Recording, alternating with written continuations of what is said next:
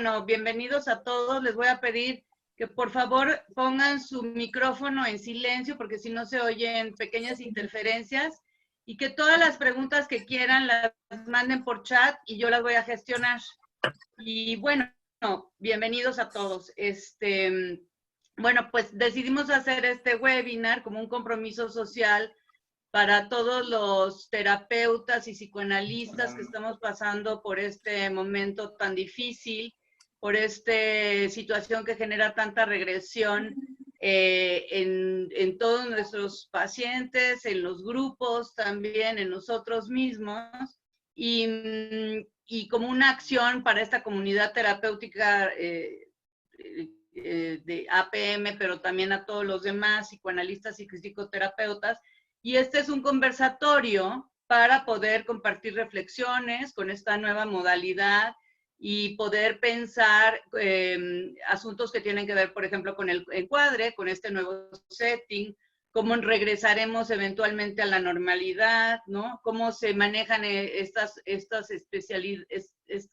asuntos especiales de esta contingencia como la angustia, el aislamiento, la depresión, el suicidio, la enfermedad, las pérdidas, el duelo, y al asunto de la presencia líquida o plana, de cómo trabajar con la ausencia, cómo hacer presencia en la ausencia de la pantalla. Y entonces, bueno, les vuelvo a repetir, por favor pongan en silencio sus propias computadoras y cualquier pregunta me la pueden hacer por chat y yo la gestiono con los participantes que voy a presentar ahorita. Bueno, para empezar, quiero presentar y preguntarles cómo están. Gaby Mustri, ¿cómo estás? Hola, aquí estamos muy bien, muy contentos de compartir con todos ustedes este conversatorio. Qué bueno. Sandra Vargas, ¿cómo estás tú? ¿Cómo has estado? Hola, muy bien, gracias, muy emocionada de estar con ustedes y con toda la gente que nos acompaña. Muchas gracias por el interés, ojalá que les sirva de algo. Sabina Larraqui, ¿cómo estás? ¿Cómo has estado? Hola, buenos días. Aquí platicando con ustedes para bien. Muy bien. Luz María Peniche, ¿cómo estás hoy? Aquí encerrada, como todos. Mafer García, ¿cómo estás? Bien, muy contenta de poder hacer estos encuentros porque uno se siente francamente solo en estos momentos de aislamiento y está padrísimo poder conversar. Bueno, muy bien. Ahora quisiera empezar tal vez hablando de qué angustias, Gaby Mustri, ¿me podrías decir más o menos qué angustias has observado que se han despertado en tus pacientes y en ti como psicoanalista y como persona? ¿Cómo han arrebatado estas angustias en ti misma? Y no sé, ¿qué opinión te merece esto? Bueno, sin duda, pues nos vemos todos frente a una situación que no conocemos, que nos rompe las certidumbres, ¿no? Vivíamos en un mundo que parecía que teníamos perfectamente controlado, que podíamos hacer todo, o sea, de repente la omnipotencia del mundo, pues se nos cae, ¿no? A todos. Y de repente nos encontramos con un mundo que no sabemos de repente cómo va a funcionar, aparecen muchas angustias. Y bueno, no podemos hablar de angustias generales o típicas de la pandemia porque me parece que estamos hablando de cómo cada quien reacciona, o sea, cada quien tiene sus propios temas, cada quien tiene sus propios puntos de desastre interno. Y me parece que esta crisis, o sea, esta situación de crisis, de repente nos saca todo esto. Podríamos pensar, por ejemplo, crisis características en estos tiempos en torno al tema del COVID-19, en torno a los miedos, ¿no? Al contagio, a la protección, incluso gente que está angustiada porque cree que esto es un invento, ¿no? Teorías conspiracionales, que hemos visto todos, pues cosas que a veces resultan como muy graciosas que mandan por mail, que si esto es un virus que lo inventó no sé quién, o que si este es un virus creado por los gobiernos para asustarnos. O sea, surgen todas estas cosas y al mismo tiempo tenemos las angustias características pues de la situación de confinamiento, ¿no? Que la gente se está viendo encerrada en una casa con su familia, con hijos chiquitos o muchas veces solos, lidiando con todo esto. Y esto, bueno, viene a ser una oportunidad para trabajar muchas cosas de nosotros. Entonces vemos que cada quien reacciona a esto en torno a su propio aparato interno, en torno a su propia estructura. O sea, hemos visto gente que niega la situación, ¿no? Gente que se siente muy agobiada por el futuro, gente que entra en estados francamente depresivos, de sinsentido, de cuestionarse qué es la vida, ¿no? Vemos también pues que cada quien hace uso de estas herramientas. Incluso hay personas que, curiosamente, la crisis pues les viene bien, ¿no? En términos de que siempre han vivido así, de que siempre han vivido aislados o de que siempre han vivido en situaciones como de home office y de que siempre han vivido los contactos sociales con mucha angustia. Entonces, incluso vemos situaciones que la gente de repente se sentía fuera del camino en la vida y que de repente esta situación le da una sensación de repente estar en el, vamos a decir, en el camino correcto, ¿no?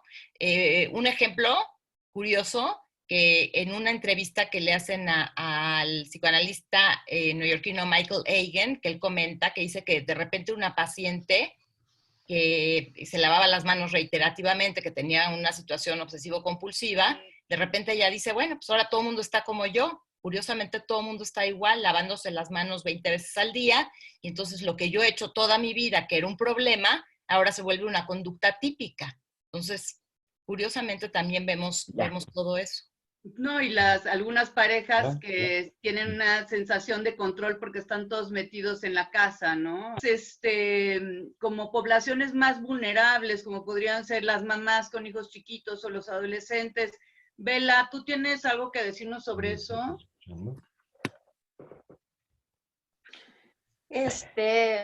Para los adolescentes está siendo muy complicado porque pues parte de su desarrollo, para ellos es muy importante la socialización y el contacto con los amigos, ¿no? Les está haciendo mucho esta falta del espejo del otro para sentirse bien. Entonces, sí les está afectando mucho porque además la presencia constante a los adolescentes de los padres es justo lo que evitan ellos, ¿no? O sea, como que ya quieren hacer su vida, su mundo, su mundo interno, y esta presencia constante de los papás les está angustiando mucho, están muy irritables. O sea, siento que los adolescentes son una población muy vulnerable ahorita. Y las mamás con los niños, pues también está muy complicado porque están teniendo que ser maestras, hacer todo el trabajo de la casa y además ser mamás, ¿no? Entonces yo creo que para las mujeres hoy en día, o sea, toda esta pandemia les está dando una carga emocional y física muy fuerte, ¿no? Todas se quejan de que no estudiaron para ser maestras y que no, además, por ejemplo, con niños muy chiquitos, esto del homeschooling, de la escuela en casa, no está funcionando, porque sus periodos de atención son muy cortitos, entonces no está funcionando. Eso es lo que yo he visto en mi práctica, ¿no? Sí, está y además el asunto de la reestructuración de roles de pareja, ¿no? Y cómo aparecen estos micromachismos, eso está siendo otro tema, ¿no? Mafer, sí. ¿Qué piensas del impacto que tiene la irrupción de la realidad, o sea, la pandemia, en el mundo de la fantasía y en la transferencia con los pacientes? ¿Nos puedes decir qué opinas? Pues en un principio que empecé a ver a los pacientes así, estaba a lo mejor un poquito más confundida, pero uno va adquiriendo algo de experiencia también con las semanas, ¿no? Y de pronto hasta he llegado a pensar que esta irrupción de la realidad, así como que se mete en el vínculo terapéutico, es parecido cuando se enferma el analista, por ejemplo, o el embarazo o algún duelo, y que a final de cuentas hay que analizarlo y tomarlo como la realidad del paciente y hacernos siempre la pregunta de ¿qué le pasa a este paciente con eso? O sea, con esto de la pandemia. ¿Qué le está pasando? Y podernos meter ahí a trabajar. Ahora es importante que la angustia, porque la están viviendo los pacientes y la estamos viviendo nosotros como analistas, que la angustia personal no ataque nuestra capacidad de pensar, nuestra capacidad de seguir analizando, ¿no? Y es más, he pensado a veces incluso que esta pandemia es una oportunidad para fortalecer el vínculo terapéutico, ¿no? Porque muchos pacientes dicen, no, mejor te veo cuando esto termine. Y es importante llamarlos al deseo de analizarse y justo decirles que en este momento tan especial es un momento de oportunidad porque la angustia va a hacer emerger en ellos vulnerabilidades y cosas que no conocíamos y que esos lugares desconocidos, digamos como levantar una piedra y encontrar abajo piedritas, gusanitos, plantitas, ¿no? Entonces hay que verlos y hay que entrar a analizar esas cosas y que es una oportunidad realmente para analizar. Y creo que eso ayuda mucho a sacar el análisis por delante y contender las resistencias. Oye, y también este asunto de los sueños, ¿no? ¿Cómo están apareciendo, bueno, muchos sueños que tienen que ver con el encierro, ¿no? Pero también un sinfín y una variedad de sueños de pacientes que a veces no soñaban o no soñaban tanto y de repente están soñando ahorita mucho. Con respecto al uso de la pantalla o de otras formas de conectarse con los pacientes, que Bela, tú has hablado un poco de la telepresencia en otros momentos y las diferencias que tiene la telepresencia con la presencia real del analista, ¿no? Y qué factores deberíamos de tomar en cuenta o piensas tú que deberíamos de tomar en cuenta para que esta terapia online, ¿no? Online ya sea telefónica o con imagen, sea efectiva ahorita en la pandemia. Definitivamente implica que seamos adaptables, que seamos flexibles, que seamos híbridos, ¿no? ¿Qué nos puedes decir? Mira, yo he estado leyendo y viendo a Todd Essig, que es uno de los psicoanalistas que más ha estudiado esto de la telepresencia, porque a él le tocó vivir lo de 9/11 en Nueva York, entonces su oficina estaba ahí donde se destruyó todo y bueno, tuvo que estar mucho tiempo viendo hacia sus pacientes, ¿no? Y en emergencia, ¿no? Entonces, él lo que dice es que la telepresencia está formada por 3 factores muy importantes que son la atención, el deseo y la imaginación. Y lo define como la sensación o experiencia de estar en un lugar en el que no estás con otro físicamente ausente, ¿no? Y entonces vamos a requerir, o sea, normalmente en la terapia nosotros no necesitamos como que estar poniendo mucha atención, como que el proceso interrelacional se da solito. Y aquí, tanto el psicoterapeuta como el paciente van a tener que utilizar su atención muy, como poner voluntad en la atención. Entonces, esto resulta muy, muy cansado, tanto para el paciente como para el analista, ¿no? Porque los canales normales que uno utiliza para la comunicación no están presentes. Entonces, él lo que ha visto es que para que se dé esta telepresencia necesitamos verificar que nuestros pacientes lo sientan, o sea, que estén cómodos, ¿no? Entonces, para algunos va a ser necesario el audio y el video, y para algunos nada más el audio, ¿no? Yo al principio trabajaba con todos mis pacientes con video, pero poquito a poquito, porque yo no veía a nadie en pantalla, ¿no? Yo los veía todos presenciales.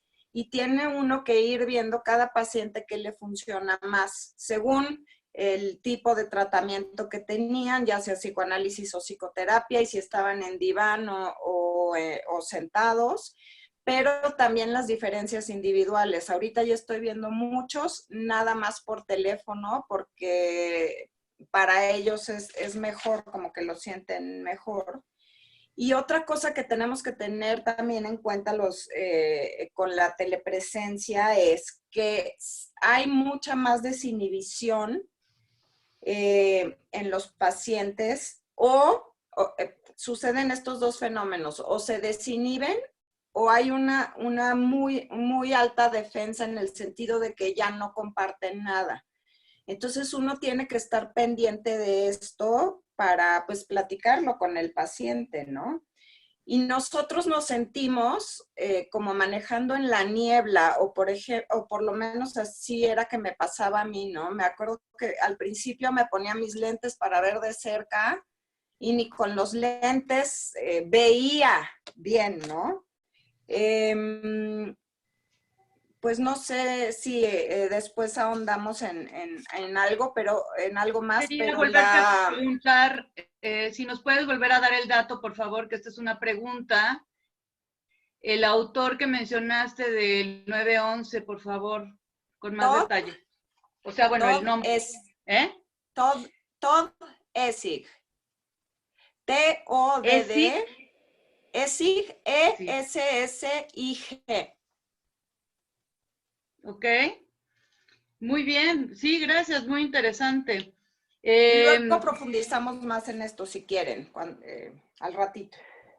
Una pregunta, Mafer, que les quedó un poco pendiente, es ¿cómo se haría? O sea, tengo algunas preguntas más. ¿Cómo se haría esta invitación a trabajar en el análisis y en la psicoterapia a los pacientes? ¿Cómo provocar este encuentro? ¿Cómo han respondido específicamente tus pacientes, ¿no? A todos los cambios que has tenido que manejar o que implementar en este encuadre, ¿no? Pues yo la invitación la hago así muy sencilla, ¿no? Diciendo, mire, este es un momento difícil para todos, pero sin duda cada uno nos despierta cosas diferentes y es una oportunidad maravillosa para poder ver en dónde te impacta a ti, qué te toca, para que estés más fuerte, para que podamos ahondar más y profundizar más. Y generalmente tomo algo que ya haya pasado con ese paciente, como mira, por ejemplo, esto, y les queda bastante claro, ¿no? O sea, lo entienden bastante bien. Y muchos, la mayoría han seguido trabajando y trabajando muy bien, ¿no? Y trayendo sueños, como decías, otros también con mucho insomnio, también analizando los insomnios, en fin, analizando todo lo que esto provoca, ¿no? Y bueno, algunos pacientes extrañan muchísimo el setting. Yo trabajo desde el mismo consultorio porque está a un lado de mi casa. Entonces, bueno, ven más o menos lo mismo, pero extrañan mucho cosas que nunca hubiera sabido, que extrañaban, que veían cuando estaban aquí porque no las habían hablado hasta que no estuvieron. Entonces, eso también está padre. Y algunos están muy cómodos desde su casa también. Y bueno, aquí me gustaría comentar algo porque ha habido algo que ha sido muy difícil, no sé para ustedes, pero el tema de tener esta pantallita pequeña, ¿no? En la pantalla, que uno se está viendo, que de pronto la sesión no es así, uno no se está mirando en un espejo, es como cuando estás en un restaurante comiendo con alguien y tiene atrás un espejo, como que te estás viendo todo el tiempo, ¿no? Entonces, hemos encontrado que a veces, o hablar por teléfono, como decía Bela, o a veces quitar ese pequeño icono, que simplemente es quitar el espejito donde me veo más bonito o no me veo tan bien, ayuda a privilegiar la escucha por sobre la visión. O sea, lo importante no es vernos, lo importante es escuchar y lo importante es analizar y conectar. Sin embargo, ves, ¿no? Ya hay veces que ves elementos en el ambiente del paciente porque hay como ahora se mezclan el encuadre de tu paciente, de tu espacio, ¿no? Ya sea tu casa o tu consultorio, con el ambiente del paciente, ¿no? Que a veces ni siquiera tiene un espacio el paciente. Y tú ves elementos de ese ambiente, ¿no? De ese espacio, y a veces intervienes tú sobre ello, ¿o no? Sí, bueno, en un principio no, me dio como una especie de pudor de, ay, estoy en el vestidor o estoy en la cocina y veo ciertas cosas que me llamaban la atención y como que me daba pena, como si estuviera yo fuera del lugar, ¿no? Porque bueno, está uno un poco fuera del lugar. Pero después dije, bueno, es una locura quedarme con esto, ¿no? Si está siendo parte de mi atención flotante y de mis ocurrencias, pues lo tengo que mencionar. Y la verdad es que ha funcionado bien. O sea, lo han tomado bien, ¿no? Como, ay, como esto, ¿no? Que está aquí, como si fuera un mismo espacio, ¿no? O sea, hacer como si fuera un nuevo setting terapéutico, como dices, Alexis, donde está un cachito allá y un cachito acá, pero hay que hacerlo como algo mutuo. Incluso a veces hago alusión a ciertos ruidos, ¿no? Si los pajaritos están cantando en el setting o en el lugar, en el ambiente del paciente. Dice una de las participantes hoy que a veces se siente muy intrusiva, ¿no? Pero también hay cosas que uno no puede dejar de notar, ¿no? Si estás hablando de la figura del padre y hay un retrato del papá, ¿no? En un lugar principal, también uno elige a veces en dónde sentarse, ¿no? Sandra, ¿querías tú decir algo? Sí, quería complementar un poco lo que estaba diciendo Bella y Fer, donde el psicoanalista, no, como bien dice Fer, bueno, pero vemos con todo nuestro cuerpo, vemos con todos nuestros sentidos, escuchamos, perdón, con todos nuestros sentidos. Y estamos muy acostumbrados a escuchar de una manera donde, como Bella decía, la presencia física en cuanto a emociones, estamos viendo, estamos escuchando, pero al mismo tiempo vemos gestos, sentimos el ambiente, la respiración de nuestros pacientes, todas estas cosas que cuando únicamente estamos trabajando a través de las pantallas, sí, las perdemos. Por eso también mucho de la angustia del analista, que bueno, ahorita no me meto a eso, lo vamos a hablar después, pero la sugerencia de Fer es muy importante porque un factor distractor a esta capacidad de escucha que tenemos a través de todos nuestros sentidos, que no es nada más la oreja, ¿no? O lo visual, sino es todo, a veces nos distrae con nuestra propia imagen, ¿no? Entonces, solo era como complementarlo. Gracias. Gaby, ¿tú también querías decir algo? Sí, yo quería hablar justamente de esa parte, ¿no? De lo que hay, de lo que no hay. Ahorita, bueno, estamos comprobando esta idea de que el encuadre se hace presente pues cuando no está, ¿no? Que ahorita pues mucho se habla con los pacientes como de la falta de este espacio y de la necesidad de hacerse un espacio en su propio espacio. Entonces, muchos pacientes nos han hablado como de esta parte de las faltas de transiciones, de esa entrada, ¿no? De todo ese camino que se hace para llegar al consultorio, ¿no? Desde que se estacionan, lo que están acostumbrados a ver, por ejemplo, en la calle donde estamos, o sea, la entrada a la sala de espera, como esta sensación de un movimiento interno, ¿no? Que invita a entrar a un lugar, por así decirlo, como sagrado, un espacio propio que nada más se tiene en un cierto lugar. Y entonces se habla mucho con los pacientes como de tener que encontrar un espacio ahí, paradójicamente, en su propia casa para tener un espacio propio. Y esto se ha vuelto, bueno, creo que es un tema que podríamos analizar muchísimo, que nos está dando todo esto, los elementos para pensar esa ausencia de cosas que uno da por sentadas. Sí, para mí también me hace falta la transición de ir de mi consultorio hasta la puerta, abrirle al paciente y ese espacio en el que respiras, ¿no? En el que te das un nuevo aire y ahora es casi apretando el botoncito, ¿no? Que a veces uno tiene que elaborar primero lo que está pasando en uno antes de ponerse en disposición para el análisis. A mí me pasó que me tuve que ir en Semana Santa, empecé a trabajar 2 semanas antes en FaceTime, pero sentía que me agotaba porque como que todavía no había elaborado lo propio y ya estaba yo en un lugar como de mucha disposición frente al otro. Entonces me hizo mucho bien irme una semana, descansar y tratar de elaborar lo que la misma pandemia está generando en mí misma, ¿no? Uno tiene que cuidarse a uno primero, ¿no? Sabina, tú has hablado antes del asunto del encuadre interno, ¿no? ¿Y cómo podrías decirnos que esto es importante para el trabajo que estamos haciendo online? Es que lo que se ha removido enorme para todos es el tema, efectivamente, del encuadre, del lugar, de los objetos que nos evocan la experiencia emocional de estar en contacto con el otro en el consultorio en el que hemos construido por años una relación. Pero el verdadero encuadre no era el encuadre del consultorio y de lo material. Más bien esta oportunidad nos permite, o si hay una otra dimensión, no solo que se conserva, sino que podemos súper explotar con esta oportunidad, como dijo Maffer, de levantar y ver lo que aparece abajo de la piedra.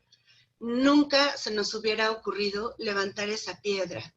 Y resulta que debajo de ella hay un universo.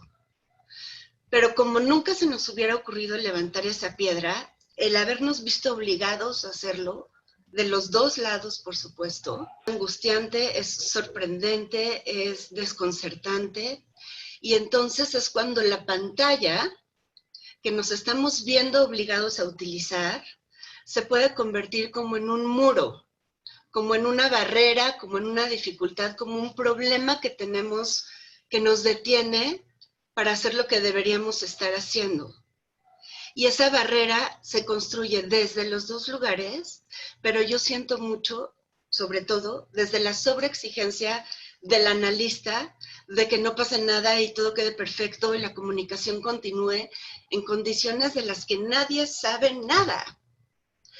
Entonces, o sea, lo que yo me he dado cuenta es que cuando la pantalla se convierte en muro, si tratas de quedarte presente, no negando al muro, sino haciendo contacto con él, que esa es finalmente la esencia de nuestro trabajo, el hacer contacto, el muro desaparece.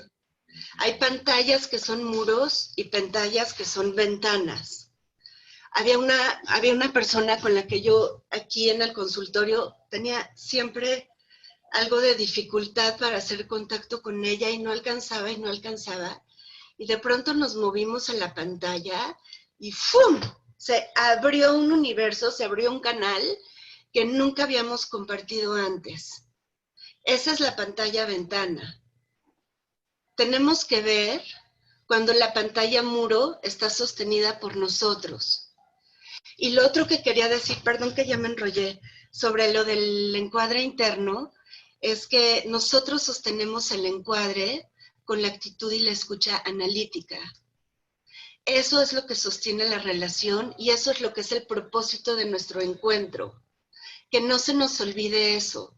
En medio de todo ese caos hay una cosa esencial que debe prevalecer y que es la razón que nos hace encontrarnos.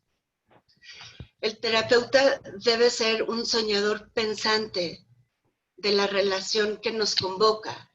Entonces el encuadre se sostiene desde la posición del analista sabiendo dónde está y cuál es el propósito. Si otras cosas se mueven, bailamos con ellas y las aprovechamos, como decía Maffer, de levantar la piedra y ver qué aparece. Digo, eso.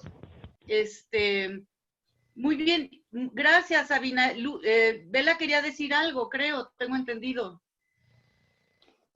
Sí, de lo que hablábamos de darse el espacio y todo, o sea, lo que recomienda Todesig, que luego les mando hay un seminario que mandó la American Psychoanalytic Association, que luego lo mandamos, pero él lo que dice es que de lo de darse el espacio o el ambiente, él dice que los pacientes se tienen ahora, normalmente nosotros les dábamos este espacio físico, que obviamente se traduce en lo psíquico, y que ahora los pacientes se lo tienen que dar, este ambiente facilitador y la experiencia de sentirse contenidos. Entonces, hay pacientes que se lo pueden dar muy bien y hay pacientes que no. Y entonces sí hay que ayudarles. Yo me acuerdo que al principio, pues como no sabía nada, pues ahí medio que iba viendo cómo le hacía, ¿no? Pero lo que él recomienda, obvio, es que sea un lugar de privacidad. Y el problema es que hoy en día, pues hay gente que no tiene ese espacio de privacidad para dárselo. Entonces, muchos pacientes míos están yendo al coche a tener su análisis o al jardín. Entonces, sí hay que insistir que sea un espacio privado, que sea un espacio cómodo, que tengan, es muy concreto, pero sí, porque me ha pasado que los pacientes empiezan a llorar y no tienen Kleenex. Entonces, que tengan algo por si hay llorar. Luego hay pacientes que me han visto en pijama, entonces, pues bueno, se supone que uno tendría que cuidar todo esto. disminuir todo el input del aparato donde nos están viendo, porque puede entrar WhatsApp o diferentes cosas. Y sí recomienda que hay que darse lo que decías tú, Alexis, 15 minutos antes y 15 minutos después de la sesión, para que tanto a los pacientes como al analista, que era a lo mejor como ese trayecto de ir al consultorio. Y pues básicamente otra cosa también que decía, que las fantasías agresivas, pero eso luego lo platicamos, surgen con mayor intensidad. Entonces es algo que hay que manejar con los pacientes, o por lo menos platicarlo, si quieren luego profundizar. Sí, las angustias básicas, ¿no? De abandono y de ataque, ¿no? De miedo al abandono y miedo al ataque.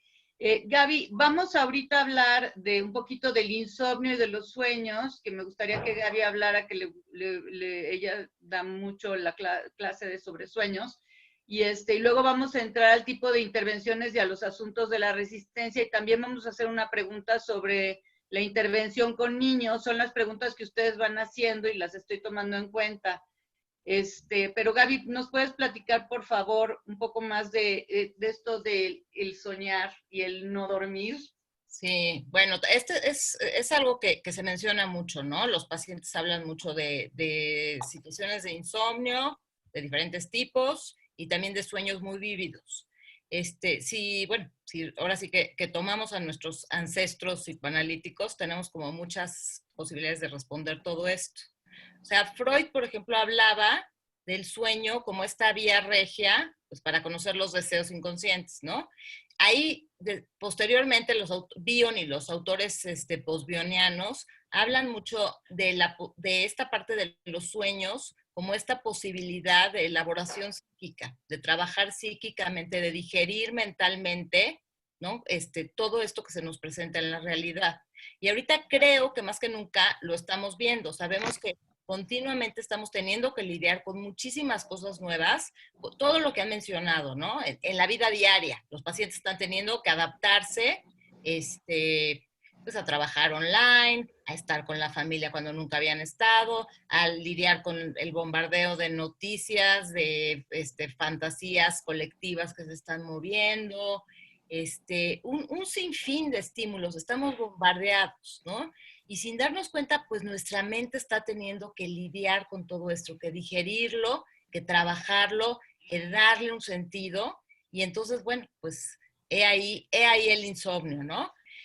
Y bueno, acá tenemos como que todo un material para trabajar con los pacientes, para hacerlos conscientes de todas estas angustias que están ahí presentes y para ayudarlos a dar sentido, ¿no? Sandra, ¿qué nos puedes comentar al respecto tú también sobre esto? Traes el micrófono cerrado, Sandra Vargas. Ya. Aquí estoy.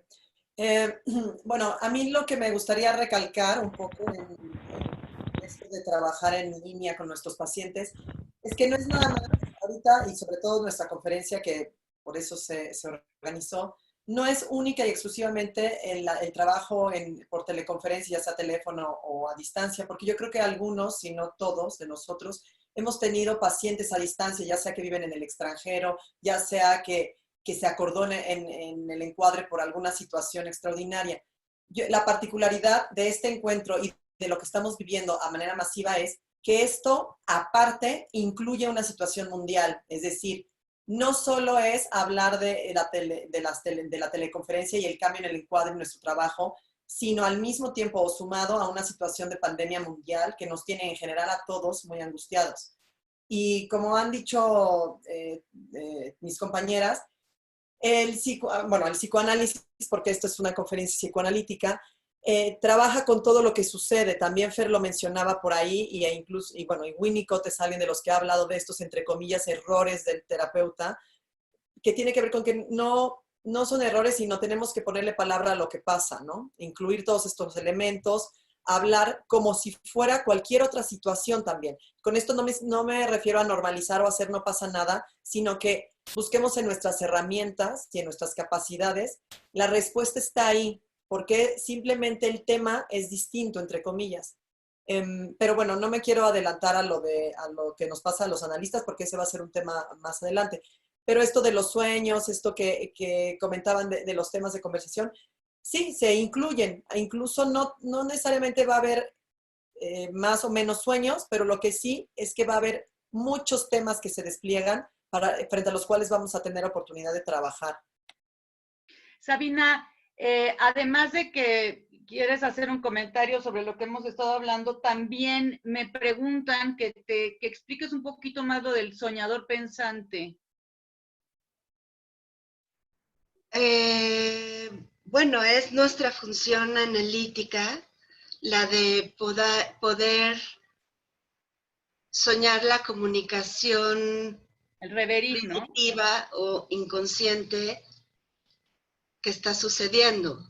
Es decir, poder concebir desde mi experiencia emocional privada lo que está sucediendo en esta relación para que pueda ser de esta manera elaborado y convertido en comunicación.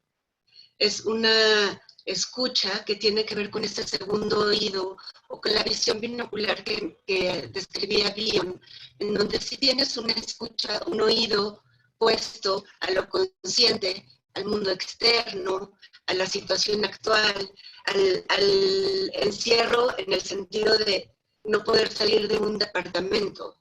Pero la escucha analítica y el segundo oído, que es la razón que nos convoca, es la de escuchar lo que no se expresa de esa manera o lo que usa la realidad externa para expresarse. Estamos hablando si hay aislamiento, si hay angustias fóbicas. Las hay porque provienen del mundo interno, aunque el mundo externo esté dando la oportunidad para que eso se ponga en acto. Tenemos, yo siento, que recuperar estas palabras mágicas como encierro, aislamiento, miedo, pero escucharlas desde la dimensión que nos tiene aquí reunidos. Para nada quiero negar, obviamente, la existencia del mundo interno, pero la razón por la que nos juntamos tú y yo ahora a hablar es para entender qué te está pasando adentro con lo que sea que esté pasando fuera. Claro, bien dicho. O sea, soñamos para poder digerir la verdad interna. Claro, claro. Y esa es eso es, yo siento, sostener el encuadre, aunque otras cosas cambien. En lo formal es importante tratar de que sea lo más igual posible o lo más parecido posible a lo que teníamos antes. Pero el verdadero encuadre se sostiene, yo siento, desde esta escucha. Muy bien, sí. Sí, también pues, hay alguna pregunta sobre lo traumático de veras del miedo al contagio y la muerte, ¿no? Yo. Sí, Sabina, claro. Nada más quería, también sobre Michael Egan hablaba de eso, en donde todos tenemos un elemento en el que somos todos fóbicos al contacto, por un lado. Y por otro lado tenemos un gran deseo de podernos acercar y tener intimidad y contacto con alguien más. Y estas dos cosas, la angustia al otro y el deseo de estar cerca, es algo que se pone en juego todo el tiempo. Y este coso del virus nos está dando la oportunidad de hablar de eso, si lo podemos escuchar de esa manera. En ese sentido, creo que este virus, o sea, le tengo ya cariñito y le podríamos llamar como el virus de la verdad, en el sentido de todo lo que está permitiendo poner sobre la mesa. Está revelando todo lo que ya estaba ahí, oculto sobre el ajetreo del día a día. Nos está obligando a ver quiénes somos y dónde estamos. Y ligando a esto, ¿no? Porque una de las preguntas es qué tanto debemos de levantar la piedrita, ¿no? Estábamos hablando qué tanto levantar la piedrita para ver qué hay debajo de la piedra. Y entonces, Mafer, una buena pregunta sería, ¿qué tipo de intervenciones sugieres o cambios en el tipo de intervenciones? ¿Tendrían que estar más focalizadas en el presente? Mantener el nivel de angustia más manejable o no, o depende. ¿Qué nos puedes decir sobre eso? Pues yo creo que depende de cada paciente. Hay que confiar que los pacientes con su angustia, van a llegar hasta donde pueden. Sin embargo, sí hay que mantener de alguna manera la angustia de los pacientes. Vamos, hay intervenciones, a lo mejor interpretaciones genéticas que pues en este momento, pues mejor no sé, ¿no? Habrá que ver, a lo mejor intervenciones más en relación al presente, pero esto que dice Sabina me parece muy, muy interesante, ¿no? Y es toda esta oportunidad tan grande, que es el virus de la verdad, pero decir, bueno, si el paciente está listo para poder escuchar estas cosas, pues va, y si no, pues hay que mantener la angustia más o menos contenida. Yo me he sentido mucho más focalizada, mucho más contenedora, incluso más participativa.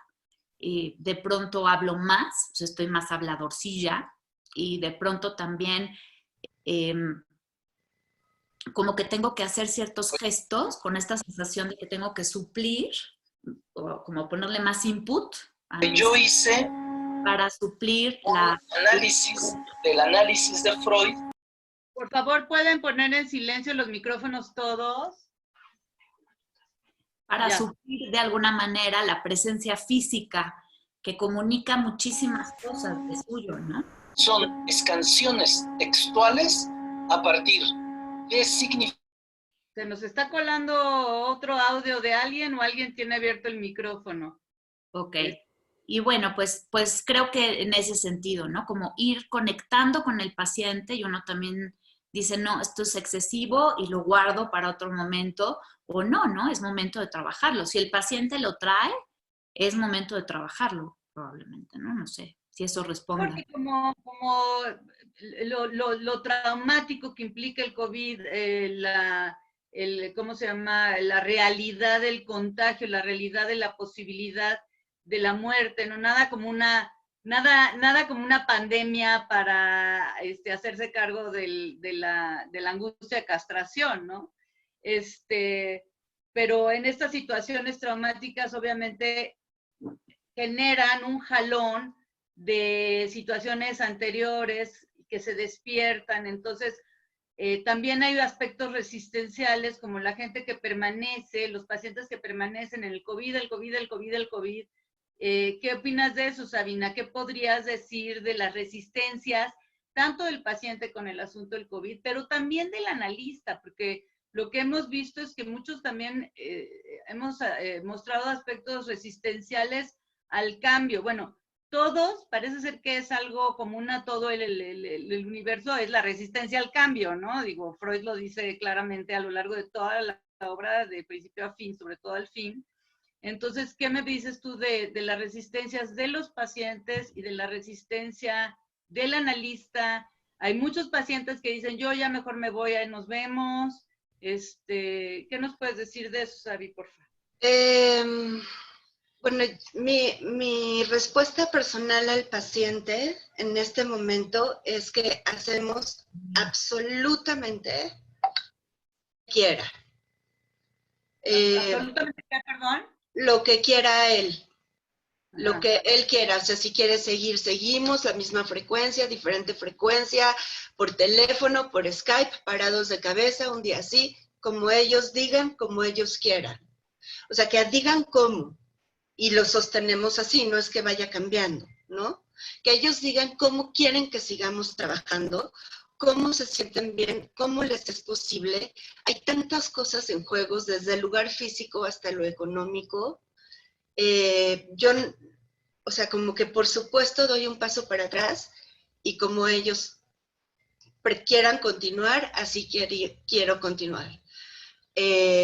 Pero la dificultad al cambio, yo la he estado remontando, haciendo este ejercicio de ser muy, muy consciente de la dificultad de mantenerse presente y de lo enormemente estorbosa que puede ser la pantalla. Les digo que si escuchan su resistencia y la sienten al 1,000,000%, se abre. Es una práctica que tienes que hacer muchas horas, pero en lugar de quitar la dificultad, entrar a ella desde uno mismo. Y de pronto, no solo se abre esa ventana, sino 1000 más. Qué bonito, Sabina. Gaby, ¿tú quieres complementar esto? Sí, bueno, yo quería un poquito trayendo la cuestión que se pregunta mucho, ¿no? De qué intervenciones se recomiendan o si hay ciertas intervenciones adecuadas en estos tiempos o si se debe hacer esto o aquello. O sea, algo que me parece muy importante es que creo que no podemos hablar de las intervenciones en la pandemia. O sea, estamos hablando de una situación en la que todos somos pioneros, en la que nadie no sabemos las respuestas, en la que además no hay respuestas. O sea, creo que finalmente estamos trabajando, siguiendo con el proceso que está llevando cada paciente y que interviene en este tipo de situaciones en nuestro trabajo y que tenemos que hacer adecuaciones o cambios. Pero esto es particular en cada paciente. O sea, ahora sí como pensar que de alguna manera tenemos un diván, que sigue estando presente el diván, pero que ahora ese diván se está viendo bombardeado. Un poquito, yo pensaba ayer que algo que les quería transmitir, y recordé mucho esta imagen que se trae históricamente de un Winnicott que está frente a una Melanie Klein y una Anna Freud que se están peleando y echando de todo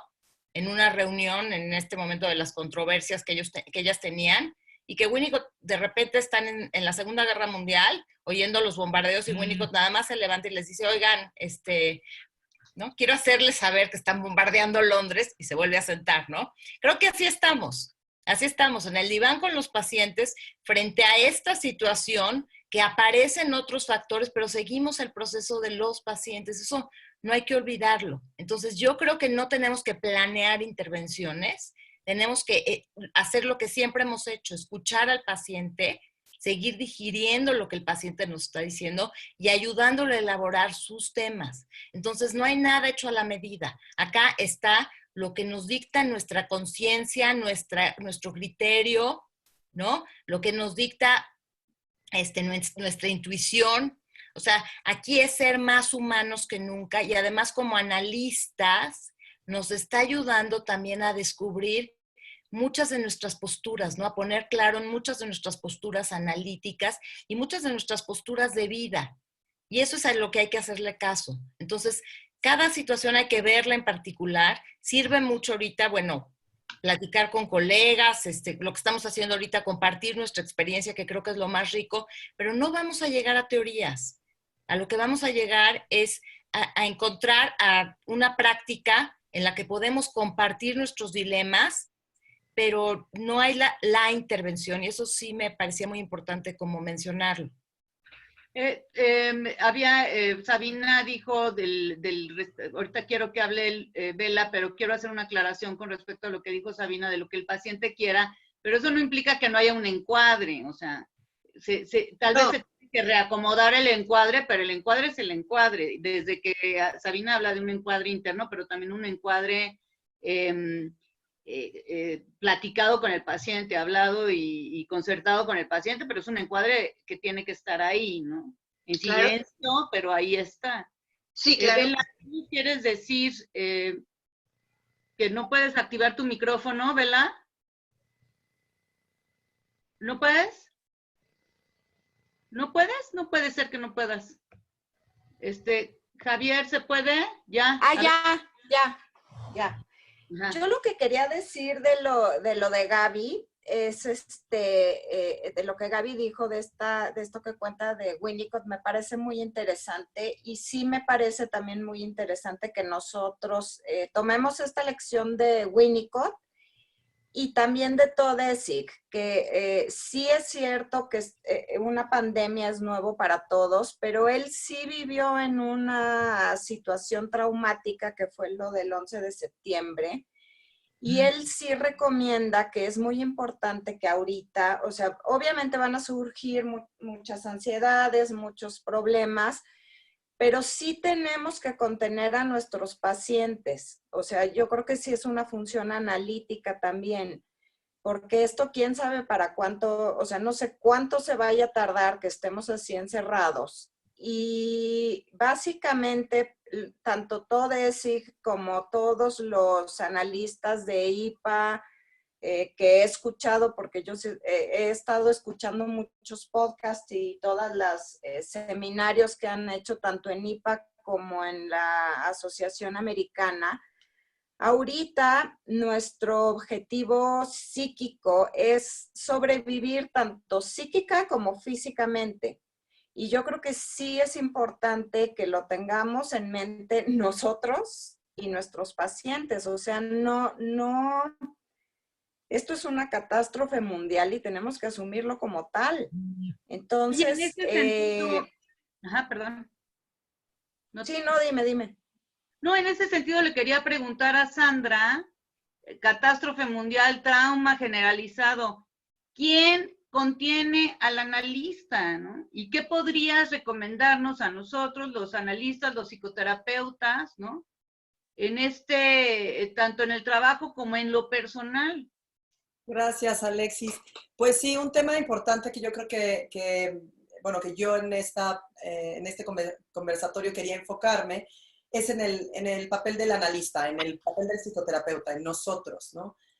Nosotros, por eso decía que esto es excepcional a únicamente estar trabajando en teleconferencia, porque podría ser esta como una herramienta más. Sin embargo, son las dos cosas al mismo tiempo. Vamos a tener que trabajar de esta manera y todo lo que implica, todo lo del encuadre, el setting, todo lo que han compartido. Y también el tema de lo que está sucediendo en el mundo, que como decía Gaby, que yo también pensaba mucho en esta historia de Winnicott cuando se para y dice están bombardeando. Yo lo viví así, ¿no? Como afuera hay un virus, tenemos que hablar de esto, ¿no? Y entonces el analista también está inmerso en la situación de angustia, el analista o psicoterapeuta también está inmerso en que se le mueven un montón de cosas. Es un momento de observarnos a nosotros mismos. Hay una falsa idea que se ha transmitido de generación en generación, analíticamente hablando, y falsa idea y de manera implícita, no digo que esto se nos haya dado en un libro de texto, donde de pronto tenemos la fantasía o como la presión de que tendríamos que estar nosotros por encima de lo que está pasando. Y de ninguna manera vamos a estar por encima de lo que está pasando porque nunca lo hemos vivido. Hablo ahorita de lo concreto, ¿no? De lo concreto del virus, de lo concreto de la situación, no solo de un sector, sino del mundo. Entonces, ¿qué le pasa al analista frente a esto? De eso quería hablar yo. Para eso, yo pensé mucho en Winnicott, es un autor que me gusta mucho, al que recurro en numerosas ocasiones, no solo para esto, donde el analista tiene que pensar en que es una persona también, el analista tiene que sanar también, que tratarse también y que aceptar estos errores, que no son errores, que son circunstancias. Es decir, nosotros frente a las pantallas ya podríamos haber estado acostumbrados, pero ahora es casi que obligatorio, por así decirlo. De pronto nos dijeron, no salgan de sus casas y va a cambiar todo esto. Nuestro trabajo cambió 365 grados de pronto. Porque aunque tuviéramos algunos pacientes de esta manera, yo creo que casi nadie, y digo casi porque puede que haya alguien por ahí, trabajaba con si no es que el 100%, el 90% de pacientes con pantallas, con este cambio del setting, con todas estas cuestiones. Los analistas estamos empezando a tener fatiga y agotamiento que no sentíamos cuando en nuestro trabajo habitual. Trabajamos con el ser humano, trabajamos con angustias, trabajamos en un trabajo de verdad que demanda mucho de nosotros. No nada más nos sentamos. Estamos trabajando constantemente en una especie de silencio. Y de repente estamos más cansados de lo habitual. De repente nos duele la cabeza. De repente no sabemos, a veces incluso no sabemos manejar la computadora y de repente se nos cae el celular y de pronto se nos va la señal. Y entonces, esta falsa idea de que tenemos que estar por encima, de que tendríamos que es una idea narcisista propia de nuestra profesión, cada una tiene la suya, la nuestra, hay una tendencia, tenemos que estar al pendientes. No podemos estar por encima de ella. Y para eso, yo creo que la recomendación que yo quiero hacer, no en plan esto tienen que hacer, sino es un momento de reflexión y empezar a darnos, tú me preguntabas, Alexis, ¿quién sostiene al analista? Tenemos que buscar ser sostenidos nosotros también. Porque si bien no es nada más el trabajo que ha cambiado, sino aparte, algunos somos papás, algunos viven solos, algunos tienen una relación de pareja, algunos no tienen un espacio. Hablamos mucho del espacio de nuestros pacientes. Yo, igual que algunas de ustedes, tengo la ventaja de que mi consultorio estaba al lado de casa, ¿no? Es decir, no me moví eso, pero hay también analistas, psicoterapeutas, sobre todo nuestros alumnos de maestría, algunos en la formación, pues que rentaban y compartían consultorio a veces, ¿no? Y esto lo digo porque la mayoría de nuestro público, o más bien porque esta ponencia estaba dirigida también y pensada en ellos, ¿no? En nuestros alumnos, en nuestra gente, los que se están formando. Algunos compartían consultorios. De pronto, ¿dónde me meto? ¿Dónde doy mis sesiones? ¿No? O sea, no todo mundo tiene un espacio. Entonces, tenemos que aceptarlo, tenemos que aceptar nuestra propia realidad. De esa manera también vamos a poder trabajar mejor, porque si estamos trabajando con un falso self analítico, se nos va a caer y no lo vamos a poder sostener. Entonces, hay una caricatura que está pasando donde el analista está acostado en el couch, en el diván con el paciente, ¿no, Sandra? Yo lo puse en mis redes, de hecho. Eso tenemos que hacer, tenemos que saber que nosotros estamos ahí y yo creo que de esa manera nuestra angustia puede bajar. Es decir, también enfrentar nuestra angustia aceptando esto que nos sucede va a bajar. Yo recomiendo en términos de colegas, de alumnos, de gente que se está formando o gente joven que se está preparando y también los más grandes, los no tanto, todos, que busquemos espacios fuera de nuestro ámbito laboral. Espacios de esparcimiento, que busquemos hablar con colegas. A mí me ha servido muchísimo tener pláticas con mis colegas de lo que estoy viviendo, porque compartimos este trabajo, compartimos esta formación. Entonces, no es lo mismo que yo hable, por ejemplo, con una amiga que trabaja tal vez con home office, pero justamente puede ponerse invisible y pararse tantito al baño e irse un rato. Nosotros no podemos de pronto ponernos invisibles e irnos un ratito a respirar en lo que nuestro paciente habla. Nuestra atención está ahí. Digo, estaba en el consultorio presencialmente, pero aquí aparte, los ojos se empiezan a cansar. La forma en la que nuestra mirada ve a un ser humano no es la misma manera en la que focalizamos en una pantalla. Nuestros ojos están haciendo un esfuerzo muscular, ya ni siquiera hablo ahora de todo lo que se mueve psíquicamente, sino nuestro músculo ocular está haciendo un esfuerzo de concentración en un espacio mucho más reducido, por más pantalla gigante que tengas, que si estás viendo a una persona donde tu mirada también de pronto se va a tu entorno, se va a la ventana. Es decir, estamos siendo autoexigidos y estamos teniendo una especie de burnout de los terapeutas. Entonces, bueno, de la parte Oye, me preguntan aquí en lo que tú estás hablando, ¿qué tanto de esto, de estar ultra concentrados, ¿no? De tener la mirada fija tiene que ver con la culpa, ¿no? Que sentimos que online no estamos dando lo suficiente o esta culpa también por ser los sobrevivientes de la pandemia o cómo de alguna manera sobrecompensamos y no podemos dejar que la mirada se pierda un poco también, como lo hacemos en el consultorio, ¿no? Tiene que ver con que también nos sentimos observados y perseguidos. Es decir, así como nosotros estamos viendo a nuestro paciente así, con nuestro ojo casi visco, nosotros sabemos que estamos siendo vistos de la misma forma, ¿no? Claro que aquí, en teoría, por eso digo que nuestro papel como psicoanalistas, como este lugar de autoridad en nuestro hacer analítico, se ve cuestionado por nosotros mismos. Yo creo que nosotros nos cuestionamos más nuestro trabajo que nuestros pacientes. Nuestros pacientes, y aquí vuelvo a Winnicott, que son el autor en el que yo me recargué, es la madre suficientemente buena, el analista suficientemente bueno. Es decir, no vamos a ser perfectos y lo tenemos que aceptar. Y vamos a hacer lo que podemos. Y como dice Alexis, si de pronto yo necesito quitar los ojos de la pantalla y ver para allá, yo me he cachado que me empiezo a hacer masaje, ¿no? Ya con el quinto paciente empieza a dolerme el cuello, ¿no? Es decir, y podemos hablar de eso. O sea, darnos el permiso de hablar, si viene al caso, o sea, no se trata de la terapia de nosotros, por supuesto, pero darnos mentalmente este espacio de que se vale, de que con que seamos los analistas suficientemente buenos, es suficiente para nuestros pacientes. Se nos cayó el teléfono, no pasa nada, se nos fue la señal, no pasa nada, me refiero, lo retomamos y lo hablamos.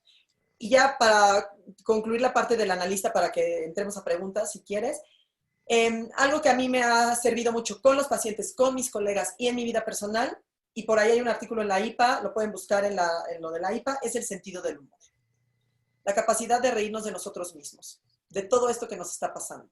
Es decir, yo me he cachado haciendo, así como nos comentaban que alguien, que Fer nos decía que ella de repente se ve más parlanchina, yo de pronto me veo un poco más jocosa, porque... El sentido del humor estás hablando, ¿no? Es que se cortó justo en la palabra del humor. Es el sentido del humor lo que estás hablando. El sentido del humor, y también desde Freud, en términos de que también en el sentido del humor está la parte de sublimación y la parte de elaboración, como los sueños, a través del sentido del humor. Se puede trabajar un montón. Entonces, que tengamos la capacidad, nosotros analistas, de reírnos de nosotros mismos, de lo que estamos viviendo, de lo que nos está moviendo, porque probablemente esta forma de trabajo para el futuro es algo que va a empezar a ser mucho más común de lo que creemos. Es cierto. Y muchísimas preguntas sobre el trabajo con niños, porque además me he enterado ahí entre mis colegas, yo no veo niños, pero que es muy lindo, que a veces te enseñan su cuarto y sus cosas, y eso abre nuevas posibilidades. Vela, por favor, si nos puedes platicar. Mira, yo veo muchos niños. Al principio, la verdad es que yo me asusté y dije, no, con niños no voy a trabajar, ¿qué hago, no? Ya después empecé a tomar seminarios tanto en la internacional como en la americana y muchas, así, webinars de compañeras argentinas, y ya me animé a verlos, ¿no? Entonces, sí está muy chistoso porque aquí se complican mucho las cosas dependiendo de la edad de la que tenga el niño. Normalmente los niños no se están con la cámara fija, ¿sí?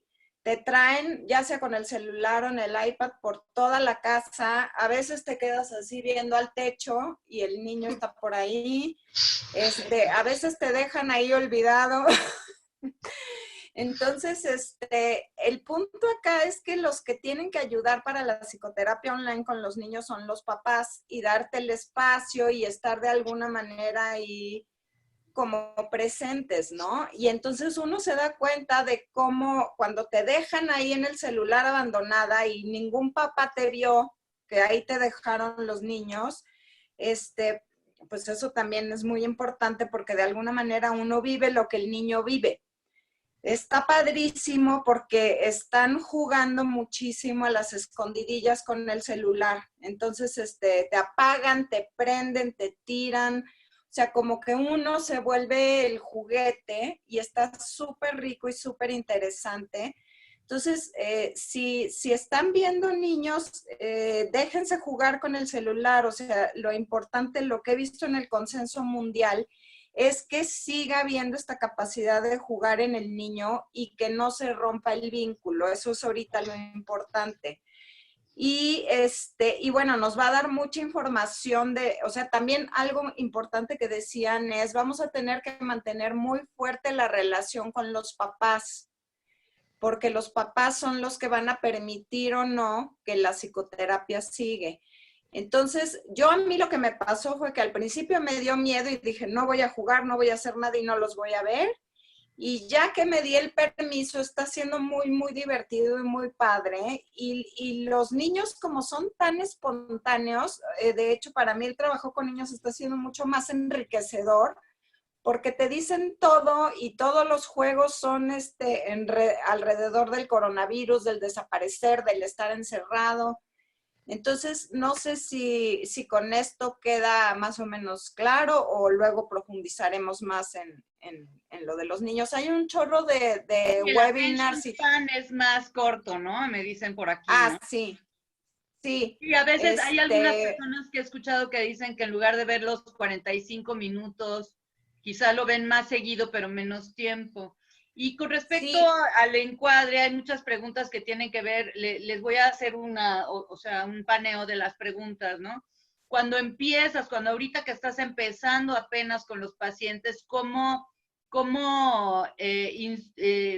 introduces este encuadre online, ¿no? ¿cómo le haces con los silencios y cómo le haces con el pago? ¿Es diferente el pago porque sea online? ¿Cómo cobras lo mismo? ¿Cobras diferente? Yo cobro lo mismo, pero no sé qué opinan ustedes, queridas. ¿Quién quiere hablar? A ver, ¿quién? ¿Gaby? Sí. Una pregunta que se hace mucho, ¿no? Sobre la resistencia de los pacientes a trabajar en otra modalidad. Incluso he oído gente que, pues que siguió viendo pacientes presencialmente. O sea, hay todo un tema, ¿no? Lo que yo puedo compartir de mi experiencia es, si uno, ahorita que dijo Bela, si uno se anima, o sea, está mucho en uno. El analista, de alguna manera, es el que lleva el encuadre, es el que lleva la propuesta. Y si tú estás sólido con tu propuesta, eso se permea, eso es importantísimo. Algunos teníamos ya un poquito de ventaja de haber estado trabajando con pacientes así y de creer que se podía trabajar de esta manera. Otros, ¿no? Era el clásico de nunca en mi vida lo voy a hacer porque eso es antianalítico y bla, bla, bla. Y bueno, la realidad nos llegó y todos los que estamos queriendo trabajar y ayudar a nuestros pacientes, pues lo estamos teniendo que hacer así. Esa es una cosa importante. Lo que yo noté es, por ejemplo, estos tratamientos que ya venían medio tambaleados o que apenas estabas empezando con el paciente o que había, fue difícil mantener esos pacientes. Algunos pacientes, yo me topé con algo y esto sí lo quería comentar, que me parece muy interesante. Algunos pacientes me dijeron, a mí esto de online no me va a funcionar. Mi perspectiva fue decirles, bueno, vamos a darnos chance, vamos a intentar. Si no te funciona, bueno, pues ahí ya veremos qué hacemos. Y rompiendo esa barrera, como ahorita lo que decía Sabina, que me gustó muchísimo tu analogía, de rompiendo un poquito ese muro, ¿no? Metiéndote, me topé con que muchos pacientes, la mayoría de los pacientes que me dijeron no al principio, era porque estaban en una situación de replegamiento. Y estaban, o sea, así estaban conmigo, así estaban con su familia, así estaban con sus parejas. O sea, era un muro que estaban poniendo alrededor de impermeabilidad, con esta tendencia como de enconcharse y de aislarse. Y entonces, bueno, un poco lo que, digo, no hablando de pacientes específicos, ni mucho menos, pero un poco lo que yo aprendí de esto es que a veces tú tienes que ir por ellos. O sea, es como el niño que se queda en una actividad, fuera de la actividad, así replegado, y lo que está esperando no es que lo ignores y que digas, bueno, ya no participes. Lo que ese niño está esperando es que vayas por él, lo agarres de la mano y lo introduzcas y lo lleves. Y eso ayuda muchísimo. Si tú quieres trabajar con los pacientes, eso de veras creo que es un lema importantísimo. Uno va a hacer lo que tenga que hacer para trabajar con los pacientes. Y entonces entrémosle, asumámoslo. Muchas veces la resistencia no está solamente en el paciente, está en nosotros. Claro, claro. A mí me pasó que algunos pacientes dijeron, ya nos vemos después del COVID, ¿no? Y cuando ya se instauró que iba a ser hasta principios de junio, ya me hablaron, me dijeron, no, ya regresan en mi sesión. Pero también a otros pacientes, yo una vez que ya se instauró esto como más a largo plazo, les mandé mensaje de decir, ¿cómo vas? Tengo una sesión a tal hora, ¿no? Y todos me han dicho, sí la tomo. No ha habido uno que me diga, no, fíjate, sí la tomo. Nada más que hay que abrirles el espacio, son tus pacientes, les escribes cómo vas, cómo va todo, tengo una sesión esta semana, el viernes a las 11, ¿la quieres? Sí la tomo. No hay uno que me haya dicho que no. ¿Cómo manejan ustedes los silencios? Mafer, ¿cómo manejan los silencios? Bueno, pues como ya dije, estoy más parlanchina que de costumbre, pero sí hay momentos de silencio. Sí reconozco que menos, porque, pues no sé, probablemente hay más angustia de mi parte, ¿no? Que es algo que hay que estar como atentos. Esto de querer ser, como decía Sandra, ¿no? Como la analista suficientemente buenísima, ¿no? Y está ahí como presente. Pero cuando se dan, escuchar los silencios, aunque sean telefónicos, aunque sea en la pantalla, yo a veces sí, ahora muevo mucho los ojos hacia la habitación, como lo hago siempre. Al principio no, y ahora sí estoy mucho más libre mirando hacia otros lugares, y eso también permite sostener los silencios de una mejor manera, ¿no? Y son silencios llenos, ¿no?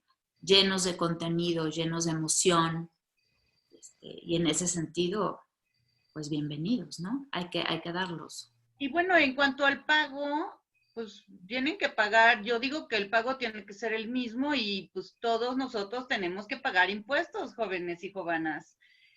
Lo que implica que tenemos que dar facturas, recibos de honorarios a todos, pues así es esto, el rock and roll. Así que pues es igual, te depositan y das tu recibo de honorarios a los pacientes, supongo, ¿no? ¿O alguien tiene una opinión distinta?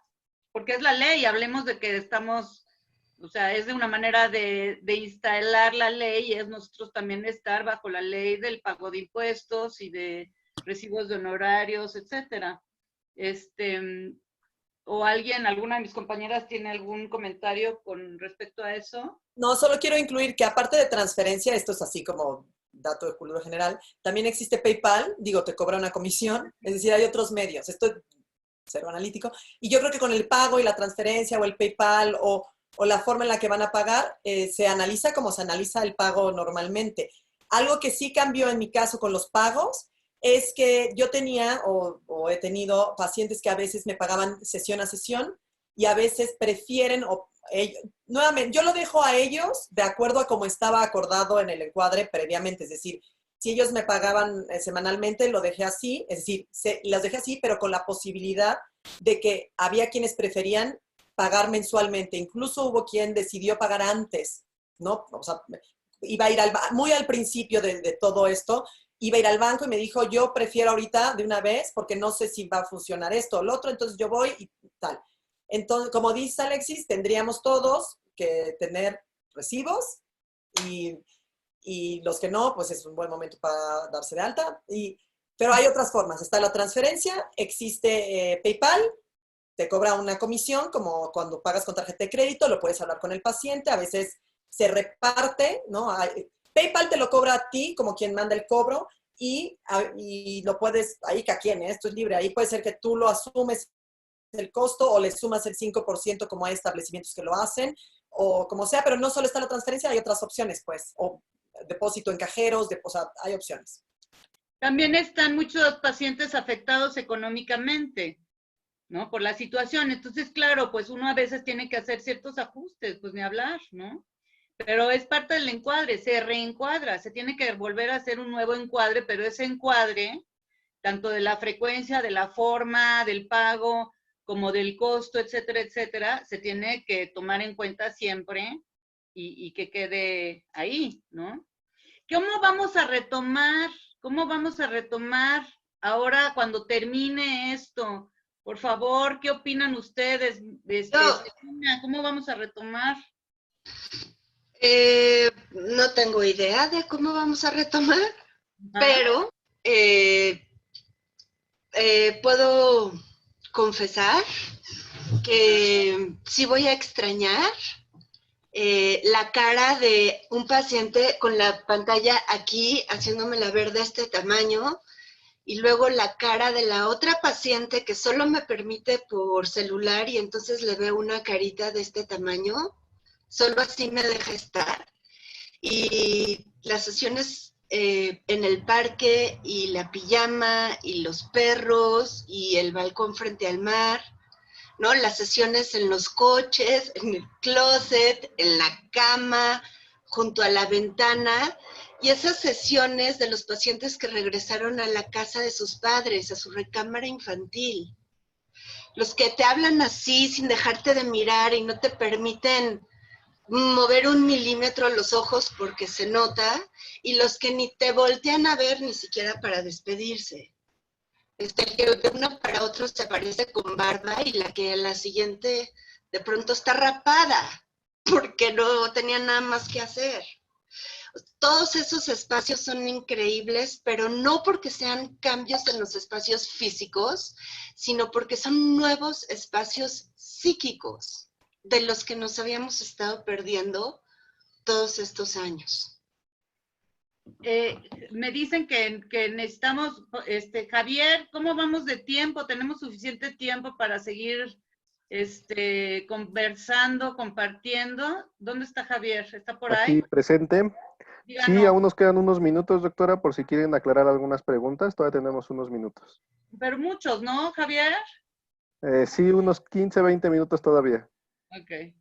Esto del retomar el encuadre, ¿quién más quisiera decir algo al respecto?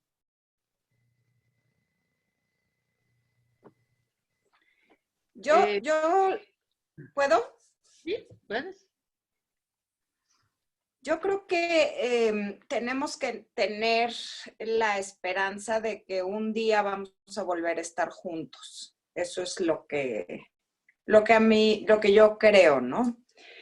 Y con cada paciente irlo manejando, porque finalmente la esperanza es lo que nos va a mantener de alguna manera más tranquilos, ¿no? Eso es lo que quería decir. Muy bien. A ver, ¿qué nos ha dejado de experiencia ya para terminar, Mafer? ¿Qué nos ha dejado de experiencia, de nuevas vivencias, de nuevas reflexiones técnicas, este asunto del COVID a todos nosotros? Pues yo pienso que se puede mover, como decía Sabina, todo alrededor, pero mientras uno no se mueva de su lugar y su deseo de analizar y de estar y acompañar a los pacientes, permanece. El análisis permanece, las psicoterapias permanecen y creo que eso es muy tranquilizador, ¿no? Creo que para regresar, como dices, al setting normal y al encuadre normal, vamos a tenerlo que ir haciendo a lo mejor de manera medio paulatina, así como se instaló esta nueva manera de trabajar. No me imagino que vaya a ser otra vez como de jalón. Van a haber ciertas cosas y ahí vamos a aprender otras cosas maravillosas también, ¿no? Como hemos aprendido durante esta experiencia. Y eso, ¿no? Transitar por la experiencia un poco como niños curiosos, viendo cosas nuevas, integrando cosas nuevas, emocionales, teóricas, y no como construyendo la teoría o deconstruyendo la teoría con lo que vamos aprendiendo. Que eso me parece bien padre.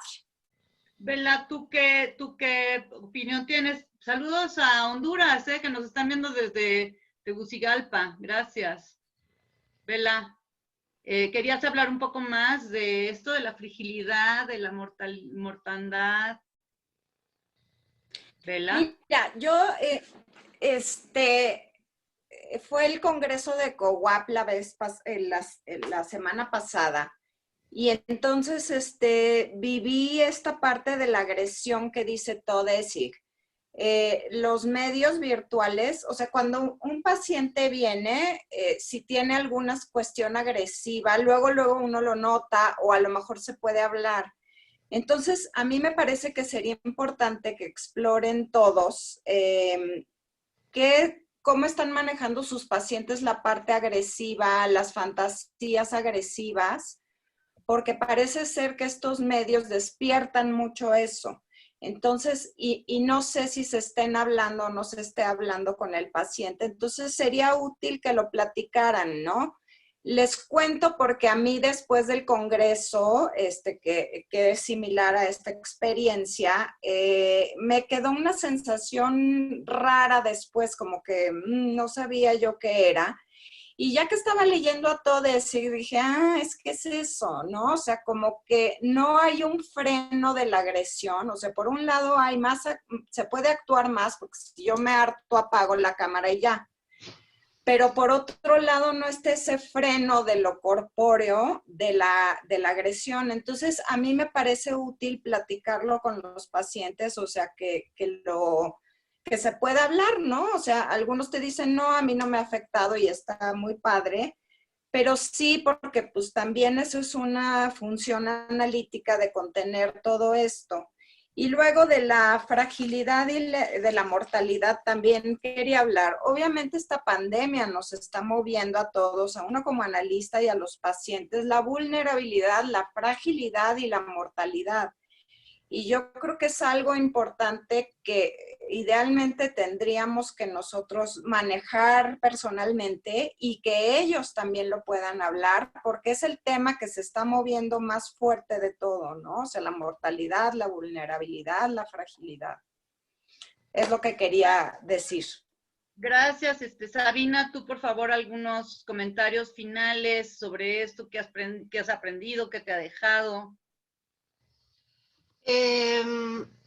Que que tenemos todos que crear estas nuevas formas para estar juntos, como sea que nos sea posible para cada quien, que estar juntos frente al desamparo no puede más que humanizarnos, que hay que entregarnos a lo que está sucediendo para poder continuar estando en contacto, que hay que buscar apalabrar todo lo que quede fuera de este nuevo encuadre o de esta nueva forma de estar juntos, que si en una sesión surge cualquier más minimísima mención de que esto está raro, que la situación, la pantalla, el consultorio, cualquier cosa, entrar y permitir que eso hable, qué es lo que está raro, qué es lo que es diferente, permitir que emerja un mundo que antes estaba tapado.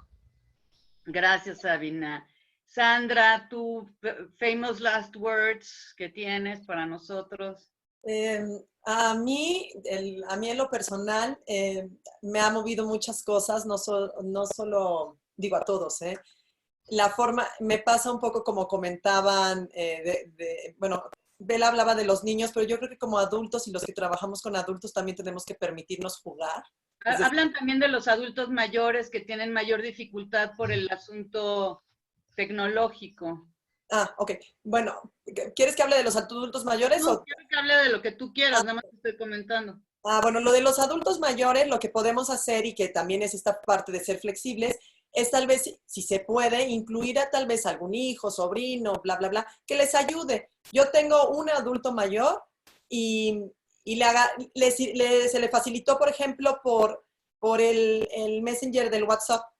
Eso lo puedo agregar así como tip. Tenemos un montón o sea, hay a la mano muchas formas de atender a nuestros pacientes con pantalla, no nada más una. Está Zoom, digo, esto no es ningún anuncio, pero es decir, está la camarita del WhatsApp, está Skype y está Meetings, hay muchas. Yo me adecuo normalmente a lo que el paciente prefiere, que se le facilita. Trabajando con personas mayores, en mi experiencia, ha facilitado que sea a través de su teléfono, porque como cuando me mandan mensaje para la sesión o algo, muy breve les expliqué que pican la pantalla y que así nos podemos ver y eso les facilitó. Para no entrar a baja el Zoom y haz esto y pícale, para mí me funcionó eso. Y bueno, y a modo para cerrar, quería decir que como todo en la vida, las experiencias, las crisis, es un momento de crisis mundial, las crisis nos pueden ayudar a brincar hacia adelante o a quedarnos. Y yo decido, de alguna manera, por ponerlo, brincar con mis pacientes. Estamos brincando para llegar al otro lado. Brincar una crisis no significa que todo va a ser miel sobre hojuelas, al contrario, normalmente las crisis vienen con dolor, con una sensación de pérdida. Y me voy.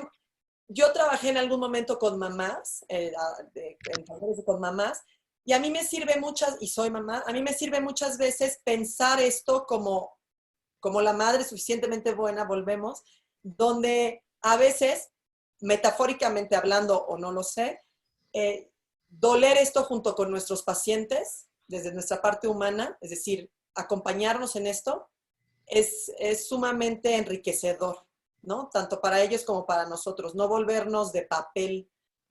Es nuestra oportunidad, psicoanalistas, de ser los humanos que somos y de bajarnos de nuestra cúspide y de que todo tenemos que estar por encima, sino aterrizar junto con ellos.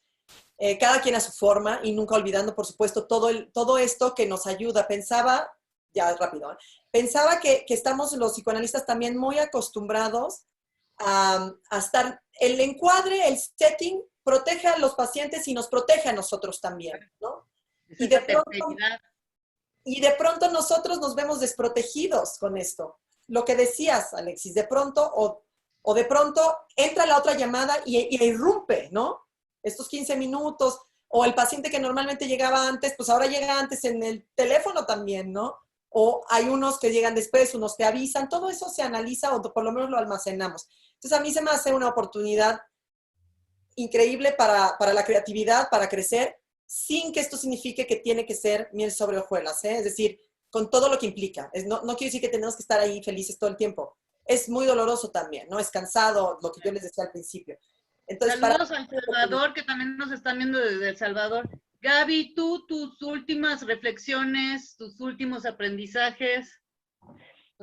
Bueno, creo que son muchas cosas. Seguimos en el camino, ¿no? Todavía no podemos hablar como de todo, ¿no? Lo que hemos consolidado. Creo que seguiremos aprendiendo mucho más, pero a mí sin duda algo que me ha llamado mucho la atención es el trabajo, por ejemplo, con los pacientes por teléfono, puramente por teléfono. Hemos hablado mucho de las pantallas, pero es interesantísimo y como que se hace muy evidente cómo persisten muchas cosas a pesar de que no estamos juntos, ¿no? Como que se siente toda la fuerza del poder contenedor de la palabra. O sea, yo creo que nunca lo había sentido con tanta fuerza y toda esa parte como, pues se sostienen los silencios, se sostiene, o sea, una vez como que ya te acostumbras a esta modalidad, sigue siendo lo que uno tenía. O sea, lo interesante es que de alguna manera se hace manifiesto lo importante. Y eso como que me quedo mucho con esa experiencia y creo que además esto nos va a generar, yo sí creo, una revolución en el mundo psicoanalítico, en la forma en que nos posicionamos los analistas frente a los pacientes, con todo esto que hemos estado diciendo, ¿no? Esta capacidad de adaptarnos a las circunstancias, de estar con los pacientes, o sea, más allá o sea, ciertos lineamientos que se pueden cuestionar. O sea, eso creo que también plantea muchos cuestionamientos a la forma en que hemos trabajado psicoanalíticamente. Y bueno, creo que vamos a ir viendo nuevos escritos, nuevos descubrimientos. O sea, vamos a ser pioneros, como se dice, ¿no? De alguna manera veíamos a Melanie Klein y veíamos a Winnicott trabajando con sus pacientes en la guerra, incluso a Freud, ¿no? En la Primera Guerra Mundial. No se hablaba mucho de cosas técnicas, me parece Freud no nos hablaba de novedades, pero Winnicott sí tuvo la oportunidad de trabajar con niños desposeídos por la guerra. Melanie Klein de repente tiene, si ahí se meten, que de repente veía niños y sus dibujos en la guerra y todo esto cómo se daba. Pero yo creo que ahorita, en esta época principalmente, vamos a encontrar de verdad una revitalización de la técnica psicoanalítica y demostrar cómo la escucha analítica tiene un lugar siempre, no importa cómo evolucione, no importa cómo crezca la tecnología, el poder de la palabra, el poder contenedor de la palabra, pues yo me quedo con eso. Bueno, pues agradecemos tanto sus presencias. Por favor, escríbanos. Tenemos un mail entre todas que es con psiconocer@gmail. Está muy fácil. psiconocer@gmail. Escríbanos si quieren los artículos. Podemos seguir haciendo grupos de apoyo, lo que ustedes quieran. Y ¿cómo se llama? Y ha sido muy enriquecedor este momento. Acuérdense que siempre lo importante es verbalizar, poner en palabras, ¿no? Poner en palabras lo que está apareciendo y surgiendo, ¿no? En la pareja analítica. Saludos a Venezuela, que nos están viendo desde allá. Y pues les mandamos un abrazo contenedor a todos y escríbanos y seguimos en contacto. Y acuérdense que no estamos solos, que estamos reunidos y nos tenemos, ¿no? Nos tenemos siempre. Olga, ¿quieres despedir este encuentro? Sí, bueno, y las quiero felicitar a todas porque estuvo muy cálido, muy, muy contenedor para todos. Creo que todos trascendimos el muro y las felicito. Leí también en el chat, Alexis, que pedían algún webinar futuro para niños. Creo que sería interesante pensarlo. Y bueno, gracias a todos por haber estado aquí y excelente esta iniciativa. Gracias. Saludos. Escribo aquí el mail, psiconocer@gmail y saludos y un abrazo. Hasta luego. Gracias. Aplaudamos todos juntos.